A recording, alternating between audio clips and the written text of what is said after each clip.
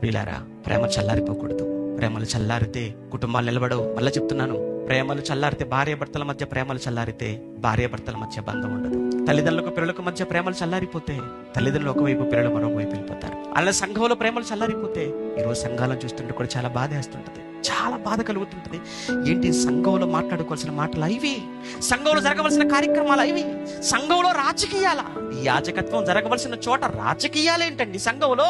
సంఘం అంటే దేవుని ఆలయం అన్న ఆ స్పృహ, ఆ జ్ఞానం నిజంగా ఒకవేళ ఉంటే ఆ సంఘంలో అల్లర్ల, సంఘంలో కక్షల, సంఘంలో గొడవల, సంఘంలో చీలికల, సంఘంలో విభేదాల అసలు ఎక్కడుంటాయండి? ఇవన్నీ ఉండవు. ఇలాంటివి సంఘాలలో చోటు చేసుకుంటాను ఒకటే కారణం, ప్రేమలు చల్లారిపోయాయి. ప్రేమలు చల్లారిపోయాయి.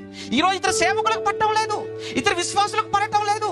రెండు కుటుంబాల మధ్య ప్రేమలు లేవు. ఈ రోజు ఈ ప్రేమలు చల్లారకూడదు. మన అంతం వరకు లేదా ప్రభు వచ్చే వరకు చల్లారకూడదంటే ఒకటే, ఎప్పుడూ మండించేది వాక్యం.